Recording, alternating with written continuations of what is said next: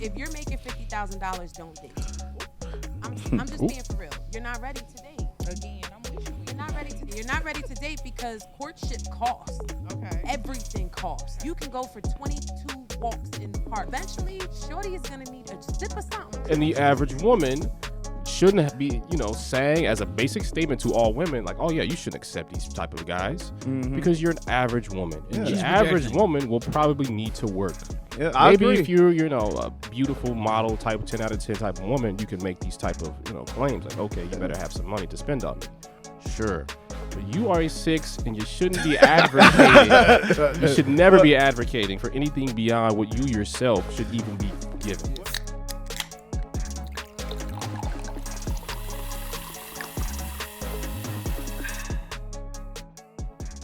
What's poppin', everybody? Welcome back to the Cold Popcast. I'm Zoe. And I'm Steve. And today we're going to take a look at a video of this woman who's been making the rounds on social media, basically saying that men who make $50,000 a year or less should not be dating. Yeah, so a lot of men obviously make less than $50,000 a year, so she's kind of an advocate. A majority of them. Like a lot. Yeah, the most. Yeah, pretty much all guys, effectively like 90% of guys make less than 50 grand a year. So she's kind of like trying to, kick him out of the dating pool. So we'll see what her opinion is, and I guess we'll comment on it afterwards. All right. So if you're making $50,000, don't date. I'm just being for real. You're not ready to date. Again, I'm with you. You're not ready to date because courtship costs. Okay. Everything costs. You can go for 22 walks in the park. Eventually, shorty is gonna need a sip of something. She gonna be thirsty. This bottle of water is $3 in Atlanta. Let's not play. So if you don't have any expendable cash, don't date. And whatever that looks like for you, you might only make $50,000, but you live in a shoe, and now you got expendable cash. Or get you a bottom of the barrel bitch that's gonna date you when you have no money. If she doesn't have the expectation, and I'm gonna tell you this right now, enjoy it while it lasts, because eventually you're gonna wanna run, because she doesn't stretch you. She doesn't make you the man that you need to become. She allows you to be this stagnant dude in the same jeans for days. You know what I'm saying? Be cutting up. I'm You just talk about saying. me. So if Yeah, you no, like with Okay. this. So I don't at all agree. I I got know a you lot to guys say. might have different opinions about it, but the main thing I disagree with is when she said, like, if you're making $50,000 or less, you basically have to depend on getting a bottom of the barrel bitch, right? Like, basically she's saying, like, any woman that's not at the bottom of the barrel is going to expect you to make a certain amount of money, or else they're not going to want to be with you. Yeah. And then she claims this sort of point of superiority over other women, where she says, like, oh, well, you with that bottom of a barrel bitch, she's not going to stretch you. She's not going to shape you into the man you're supposed to be. Right. So she's basically like making it seem like, oh, she's so valuable. Yeah, yeah. Right? Being with her is so valuable. It's worth you having all that money, because she's going to stretch you, right? You spend all your money on her, and she's going to shape you into the man you're meant to be. Yeah. And it's like, get the fuck out of here. Yeah, I agree. I agree with that part, because I'm like, I notice a lot of women on these talk shows, they always talk from the perspective of as if they are the exception. Like, every other bitch out here Right. ain't shit except for me. Yeah, you know, right. every other bitch out here dating bums except for me. Like, Right. they always have that perspective, so that's why it really makes it hard for me to, like, not take what they say with a grain of salt.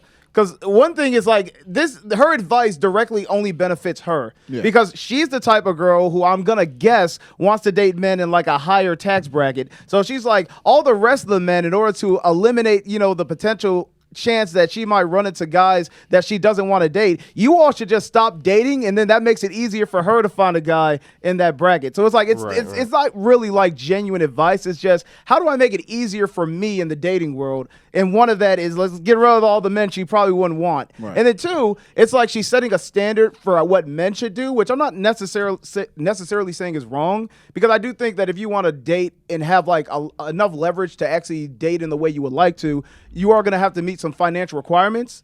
Where that is, I think it's going to vary for each person. But I don't think she is in any way I don't see her being the type of person to set any standards for women financially, herself, yeah. or even herself, to where she's like, men have to live up to the expectations of women, but not necessarily, women don't necessarily have to live up to any expectations of men. Now, I'm not saying she said that, but I would assume she probably thinks that. Yeah. Yeah, and when you think about it, it's like, okay, so you're just supposed to not date until you're 30, basically, because it's like, oh, say you're in college, you're not even making 50,000. Yeah, you probably have an Right, entry level job. Let's say you're 22. Let's Or- say or you're like building your something. career up. It's like you're not supposed to date. You know, plenty of people get married early, and okay, albeit that may not be the best idea a lot of the time. But if you find like the love of your life, things actually do work out. And say you're making like 35K, which is like, you know, probably the average right now. Yeah. Then does that just mean like, okay, you're not supposed to pursue a romantic interest at that point?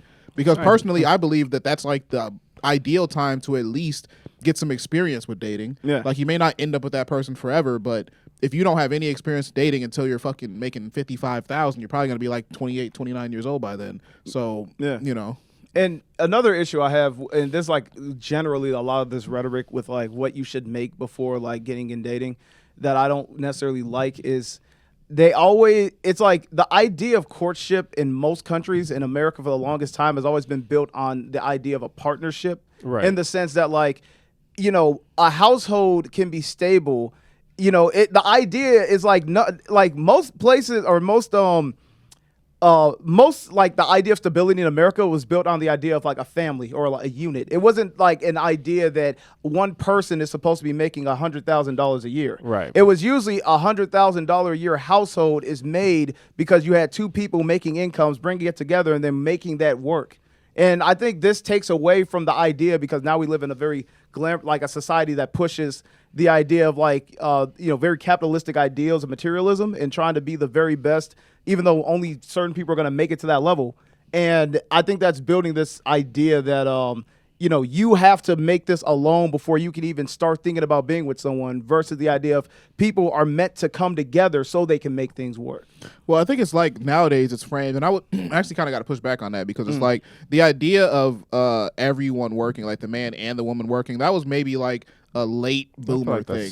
that's That's like that wasn't necessarily more how it recent, worked. I guess. Yeah, that's more recent. Like both like a dual income family basically. A lot of the time it was actually one person like would work a job. Now if you go back Stay-at-home wife, if you go back a whatever. few generations, then it's more like, okay, well the husband and the wife work the farm to support the family and the kids work the damn farm too. Right. But at the point where, you know, jobs started existing, like actual Yeah. like, you know, obviously they had jobs since like probably the beginning of fucking time, but Yeah. or the beginning of civilization, but like when it became a point where, you know, it's like modern jobs. Where Right. you're working a 40-hour work week and whatever, you get benefits and all that stuff.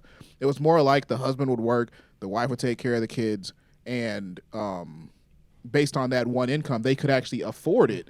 But now it seems like it's being shaped or shifted into like the man should have to work, pay all the bills, and do everything, and then the woman has the option to have a job, and she gets to keep all of her money. Right. Yeah, that's kind of what I was like. Well, in a way, I'm saying that like the idea was that everyone had a role. Like even back then, schools were built on the idea that like kids would have summer break so they can come home and help the parents work. So it's like even if the man's working a job and bringing in the money, the woman has her own roles where it's like she's like women and men didn't even really hang out like that back then. Like a lot of the times the mom was the sole raiser of the kids. Like the man wasn't expected to have that much input on raising the kids at a young age. He wasn't really expected to have to do any housework.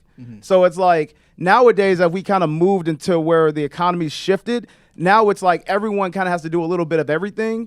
And that's why I think now it's more important than ever that if the world's going to change to where the expectation is that a household is going to be made up of two incomes, that's what Right. the entire system is going to be shaped around. So to still have the expectation that, okay, as a man, you're supposed to live in this system where you kind of got to do a little bit of everything, but then simultaneously be the sole proprietor and also make more money because inflation and stuff have kicked in while the woman still maintains her roles of the past, but not even at a strict like extent. Now she has it optionally.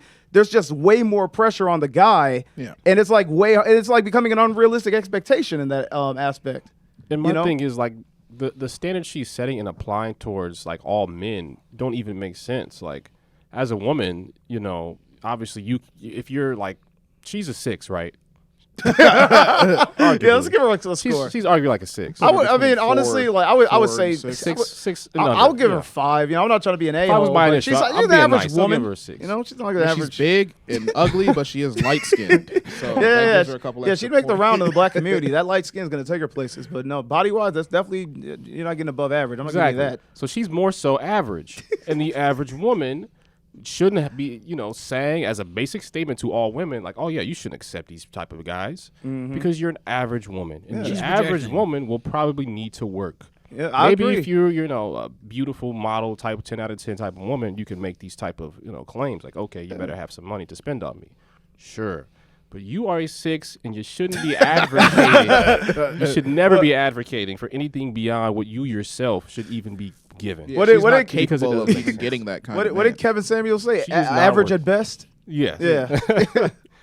Yeah, it's kind of like I saw a video earlier where it was like a bit like really like a objectively unattractive woman at the gym, and then she's like recording herself like, I hate going to the gym and having all these old men stare at me. It's like, like living in fantasy land. It's like, like that's not happening. All right, Yeah. well, let's say she was the pretty girl. that Even if said you it. are Yeah. pretty, like. Would it give it more merit? If she was the Lay it down, Hiram. Lay if it she down. was a pretty woman saying this, then she would be. It's like that's like She'd only have a little bit like okay, more that's merit. it's like would you take just a little? Would you take financial advice from Elon Musk or Bill Gates, or would you take it from some guy that hasn't made money outside of doing a pod? Like, say I made $1 million doing a finance podcast, right? I didn't have $1 million when I started doing the podcast, but I did that podcast and I became a millionaire. Right. So my understanding of how to become a millionaire is completely limited to doing that podcast. But I'm giving advice on like, okay, well, here's how you become a millionaire, man. You need to, work a corporate job and do all these other different things. It's like, her experience is being her. Right. Right. And Totally average. as her, she's probably dated a lot of men making less than $50,000 a year. I can imagine. I Yeah. mean, that's the only reason she would like form this opinion. It's like how signs work. It's like, signs come about because someone had to do that for us to know that, hey, you shouldn't do this. So her saying this tells me that she probably dealt with a lot of dudes making less than $50,000 a year that's got her thinking like, man, I and no one else should ever date guys making less than that money because, it leads to bad experiences. Yeah. Like she's basically like she has an expectation that's based on what she wants to sort of project, kind of like Lizzie said. Like she's projecting this like, oh, I'm worth more than $50,000 a year. I'm worth having a man spend a bunch of money on me all the time. And it's like, whether you argue that okay, she's average and she's not worth it or not, it's like to be someone who would even say that makes her less valuable and attractive to me in general. And you know what's really funny to me is the fact that like $50,000 a year is not a bad income. It's the fact that people don't tend to live within their means. So she says that, like the way she's talking is like you're making that money, you're probably a broke dude with no ambition. Living in a shoe. And, living in a shoe. Quote. And your priorities are jacked up. I'm like, that's not like you can definitely make ends meet and have reserves if you have financial responsibility, have good priorities, and live within your means. So like. My issue with her is that she's clearly a person that enjoys living above her means and wants to, basically maintain that and hold that as what should be the standard.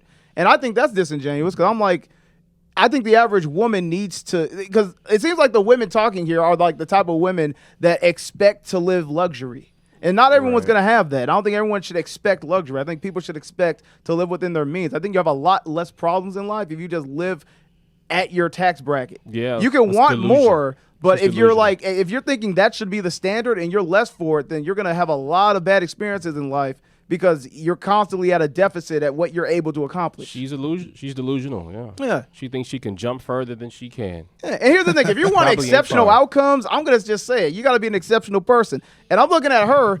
She's like, I want to date exceptional people. And she's clearly a woman that has excess amount of weight on her. That's not, Right. I wouldn't know. I don't think that really makes you an exceptional person. If you can't even, control your diet. It I'm just also saying. just screams like financial dependence Exactly. on yeah. another person, which is just Yeah. wildly unattractive. Yeah. No, absolutely. It's like, why are you concerned about my funds at all, really? Yeah. Yeah, like Hiram kind of said something earlier, but he was like, even if you are the prettiest girl ever, I mean, why is your expectation that you have to spend nothing towards the relationship? Right. It's two people involved. It's not just you getting pampered and getting every benefit in the world. Yeah, I have Why- like a That's trad. not how things should go. I have like a tradcon mindset where I want a wife that doesn't have to work, right? I want to support her and everything.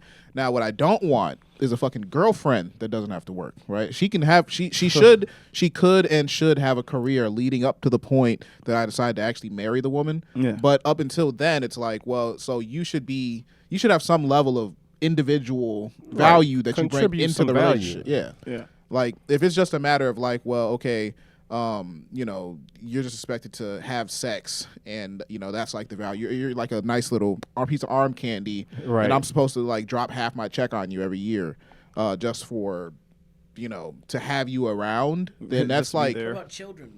what about children? Yeah, she gives you children. She gives me kids. Yeah. She doesn't do shit though. Well, no, that's what I want. I mean, I want to. That's when I'm married. I don't want kids with a girlfriend. If she's my girlfriend, we wouldn't have kids. But if she's my wife, she wouldn't have a job and she would have kids, and then she would take care of the kids, and you know, Quit those dreams. well, jobs aren't dreams. That's a real misconception. Women don't want to work, Okay. and if they do want to work, then they probably won't be my wife. If I had to guess, honestly, career-oriented women, you know, they're not getting married. And Yeah. if they are getting married, they're getting married to like, you know, corny dudes. She's got like dreams of being an artist or something. Dreams of being an artist is a little bit different. I mean, I wouldn't mind my wife having like a business or a freelance type thing, but if she's working a 40-hour dream. full-time job for, you know, for just a little extra income, it's like, well, okay, if we have 2 kids, it costs probably 20 grand a year, 25 grand a year to put them in daycare. She may as well stay at home. Yeah. You know what I realized? Well, kind of my thing is most people just want purpose. And like to what you said, Steve, like I also don't think people tend to really want jobs. I think jobs are a necessity. I think the only thing people want in life is like some type of purpose or something that makes them feel like their time's being used for some type of value that they appreciate outside of monetary gain.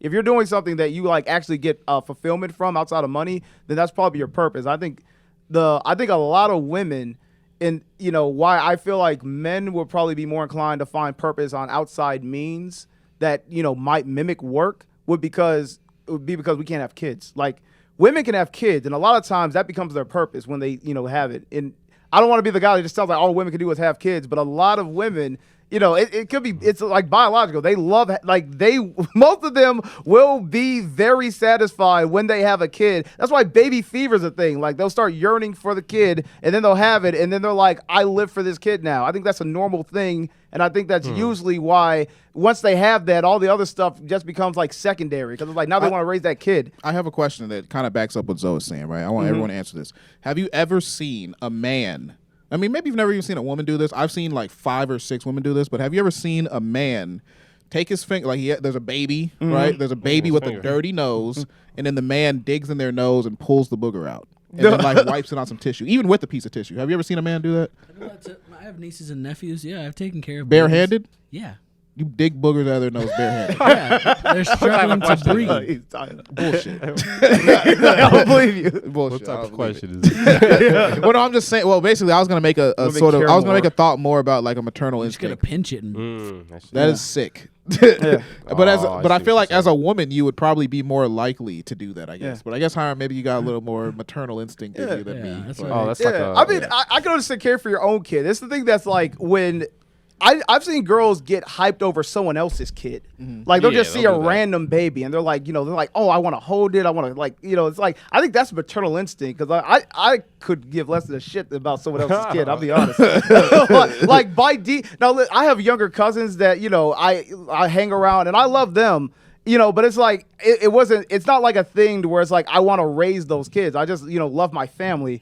But it's like I see girls that genuinely have a desire to take care of a baby. It doesn't even have to be theirs. I think it's more like in the paternal mindset, you more so want to like teach the kids something. That's you want another to thing. show them things like, oh, I played this video game. Yeah. Check this video game out.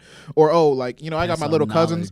knowledge. I got my little cousins. They come to church and I'm like, hey, help me set the cameras up, switch the cameras. They're like 6 years old. They don't know what the hell they're doing. But it's like to me, it's like kind of fun to watch them try to figure stuff out. That's but very I true. don't want to clean their ass, wipe their nose, Yeah. or feed them. That's I'm also not saying I another want very to thing. clean asses and wipe noses. Yeah. I'm just saying that I'm not above it. Okay. I'm not Yeah. I'm not gonna watch a baby like Well, I wasn't saying that like the baby's choking. It's just like there's a booger very on the outside. very Yeah. often they can't Yeah. breathe through their nose, their little tiny noses because there's big ass boogers in it. And you gotta help them out, bro. Yeah. They just don't know what's going on. Yeah. That's But all. I get that. No, but I see what Steve's saying because that's very true. Because even I have that like mindset where it's like when I'm hanging around kids, it's like I don't want to swaddle them and like wipe their nose. It's like, but I will teach them something and feel joy in like actually passing down knowledge. I think Yeah. that's like the difference of like our like desires when it comes to like raising the next generation. I think women want to like care for them change their diaper. Maybe they want to change the diaper, but they want to like actually like make sure the kid's like doing all right, and then like you want to make sure like the kid's prepared for like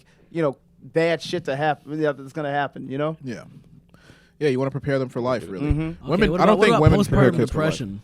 Postpartum depression. Yeah, what about that? Well, postpartum depression, I would argue that women just get depressed because they had to fucking carry the baby for 9 months, and then they were in a bunch of pain spitting it out, And it's just gone. and now, It's just outside of them. yeah, now they don't have to do that anymore. But and then they have to think about the fact that I'm Useless. fully responsible for this baby. Well, they're not useless. I mean, probably still got some good pussy afterwards. Stretched out. Yeah, that's true. A couple staples in there, but it's fine. No, but that's usually the association with postpartum depression. They're just like, oh well, I did my part. Yeah. What is there to do? It's like, Oh. there's Well, 18 but the years thing left, is, it's you're not like good. they can't do it again. I see. So I'm not gonna sit here and pretend I understand postpartum depression though. It's interesting. But that doesn't mean that women can't still sort of find their purpose through motherhood, and it's like, it's like biologically there for them. I was like, it just doesn't sound. It just sounds so misogynist. Bro, your misogyny these nuts. Hey, women are designed to make babies. All right. I'm dying. Yeah, but no. I think my point I was actually getting to with that is that when it comes to finding purpose, I think a lot of women will have kids and then that becomes their purpose. I think it's like usually that instinct takes over. I think it doesn't for guys, even when they have kids. It's like they still want purpose and like leaving some type of legacy behind. That's why you have guys that like, they'll have like 7 kids, like an old white business owner will have like 7 kids, but like he spent his whole life growing a business so he can leave it to some stranger because that's what he's like. He's like, I made this, I left this legacy. It's like, I think there's like more of this carnal desire that guys have towards that, and women have a more carnal desire towards like leaving like a legacy of children because like that's something that only they can make. And so I wouldn't be surprised if that's like eternally like something that, like I would honestly feel like it's normal for a woman to feel like I made like 7 kids and they had like 13 grandchildren for me. Like how could that not fulfill a person? So I feel like that would take over a lot of times in a woman's mind, and that's why they don't necessarily like become parents and want to keep working. I feel like it could even be a lot that with women, they're not even really necessarily thinking too much about the legacy. They're more so thinking about like the experience they have during life. Yeah. More in the moment. I can and imagine then the that. men are more so focused on like the legacy and the future and all the other stuff, but the women are more like, well, I lived my life for my children. A lot of women think like that. Like I lived my life for my children. I took care of them. I raised them. I got to see them grow in every moment, and then you got to see your grandchildren, stuff like that. My grandma always says all the time, she's like 87 right now. She's always like really happy that she got to see so many generations of children. She got to see like grandkids, great-grandkids, great-great-grandkids. Yeah. And that's like whenever you ask her like, on her, we have a video call on our birthday, and all the grandkids are in there. And she's like, "I'm just happy I can remember all my great grandkids' names. Yeah. Like, she can remember everyone's name for generations." And it's like to her, that's like Did your grandfather forget names? my grandfather probably doesn't. No, he doesn't really. Honestly, he doesn't necessarily remember everyone's name. No. Yeah.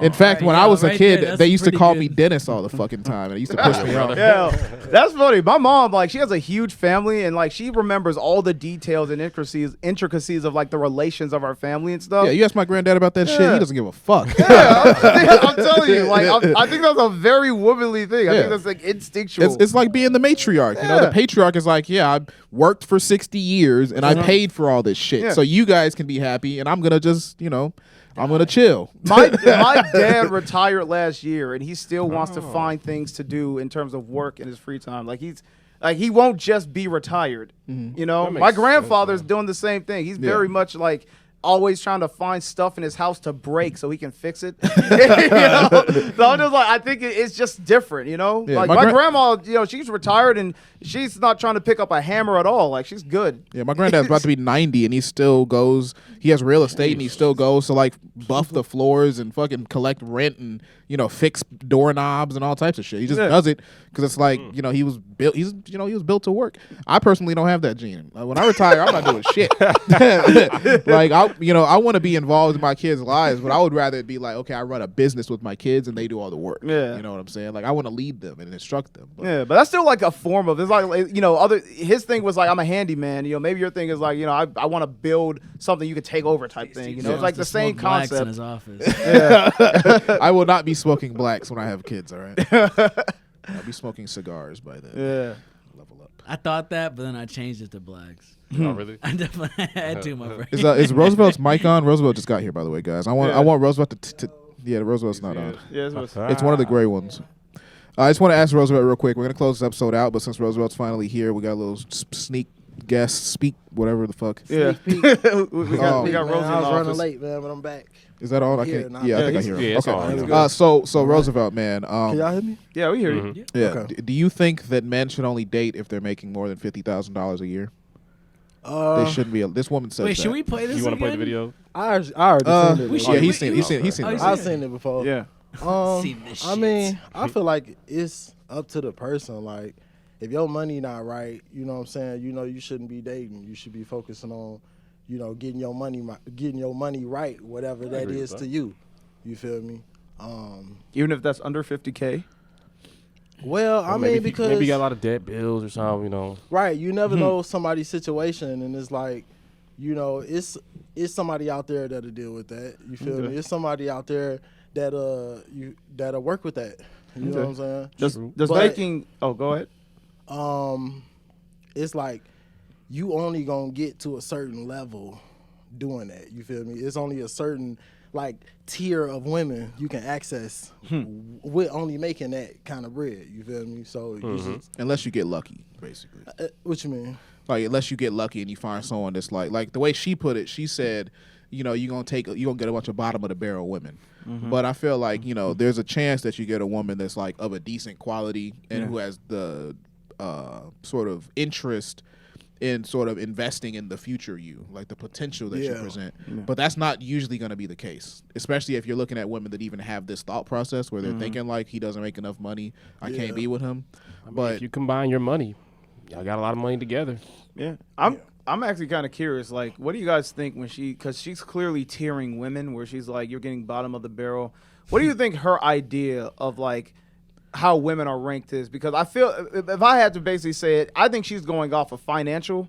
Like, I think she thinks like men assess women the same way women assess men, where she's like, you'll get a low tier woman, which in her eyes is like a woman who's probably not making that much money. no, I don't think it's that at all. I think that she's making the point of like basically what comes to mind when I think bottom of the barrel, especially from her perspective, is like women that go to festivals probably. Okay. Like women that just like party, do drugs, don't give a fuck. Probably won't help you. Yeah. Probably will cheat on Stagnant, you. non-growth based woman. Yeah. Like women that are just sort of like kind of like I was saying, like the extreme version of what I was saying. They're literally living just to have good experiences and live in the moment. Okay. YOLO type So what's a high tier woman? Basically like a woman that's Someone who sees Does the what? future. The woman I was defining, where basically like Who cares about they their they future? want to be with you and raise your kids. That's wait. probably the So highest you tier of woman. because this might be because I was thinking maybe we're saying the same thing, but let me ask you this: so if you take a woman who basically just wants to be a housewife and never actually worked a stable job in her life, but she's like very traditional, very religious, and basically stays inside and is waiting to like get married.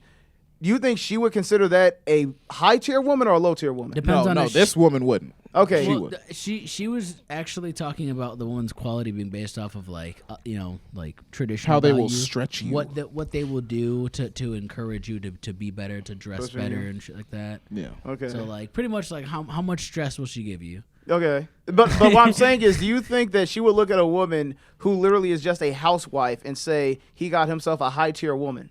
Yeah, I think she would. It depends on if she- So it depends on the 'Cause context. It depends on Okay. the context. I feel like if she saw a man making $100,000, or I guess maybe for her $200,000. Yeah. Basically, she's like, if you want a woman that you can, and this is what she thinks, not me. If you want Right. a woman that you can sort of break and put into that sort, like basically like kind of how you break a horse, right? You want to ride the horse around the damn park. You got to break it first. Yeah, buck breaking. Right? Yeah.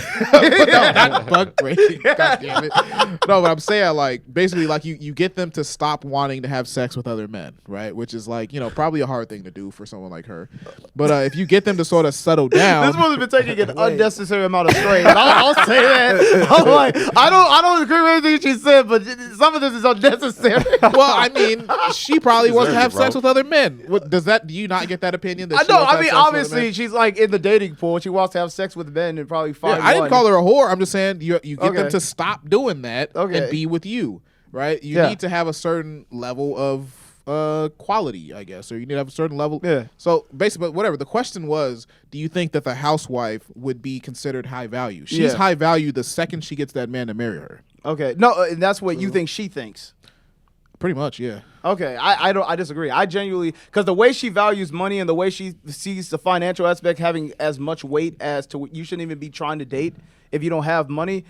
And I kind of have I have to probably watch the whole thing, but I would guess very confidently that she's the type of person that sees a high value woman like you would in like one of those movies where you have like a high power attorney chick that's like, she has a good job, she independent, and she don't need no man. I think she thinks that's the type of woman that is the high value. You might be right. Yeah. Because I mean, I was sort of speaking from my own perspective in a way and applying it to her. Yeah, that's what I was like. Is that what you're saying? She thinks? Hard to I say. guarantee you, she is the type. I'm so strong about it. I feel like she definitely thinks that.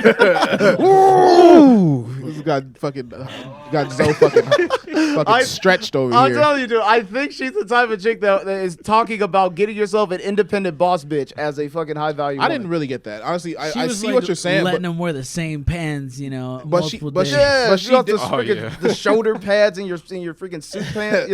well, just because she said like you're not gonna get a woman that'll stretch you and help you grow. I feel like she's looking. That's so funny, bro. Yeah, no, I like saying you it. say Yeah, it. get a woman to stretch you. You keep saying Yo, that shit. I think a big question though is what she bring home. Like, what Exactly. she That's make. what I'm saying. You feel me? Because it's I'm like saying. She's bringing a lot What of are you contributing? expectations. That's She what looks she's like the bringing. kind of person Just that got would bring attitude. home like Yeah. Chick-fil-A meal for one. She got a hella attitude, man. They gave me some leftovers from work. I feel like as men, like we wanna, we naturally want to be the breadwinner.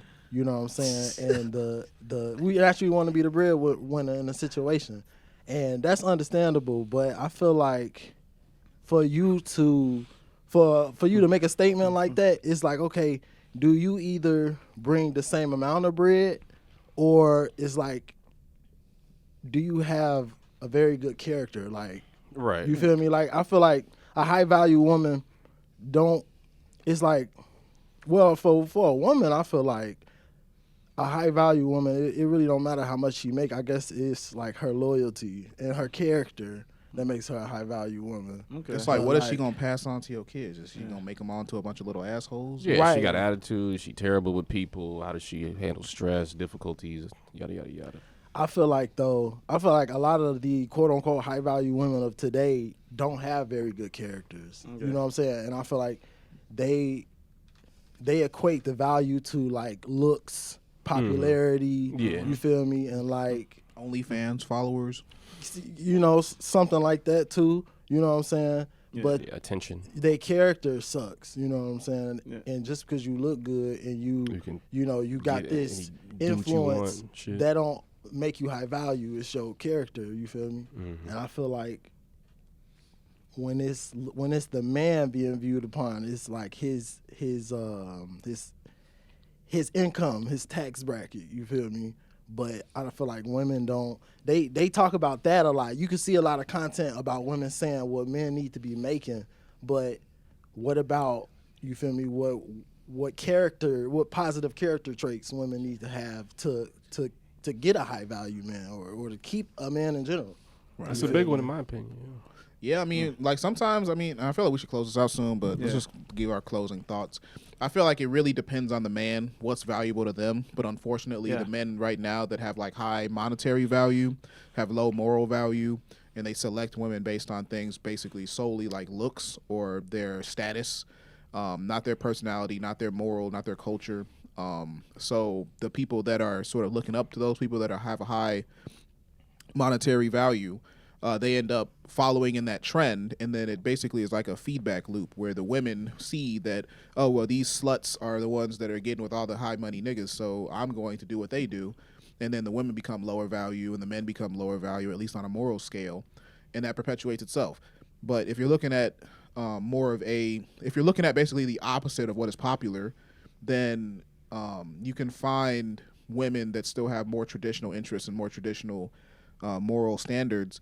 And I mean, it just depends on what you want. Like, I'm not saying there's necessarily anything wrong with wanting to be with Ice Spice. You know what I'm saying? Like, if you want Ice Spice, then go ahead and go and get you your own personal Ice Spice. My own personal I'll spice. take an Ice Spice.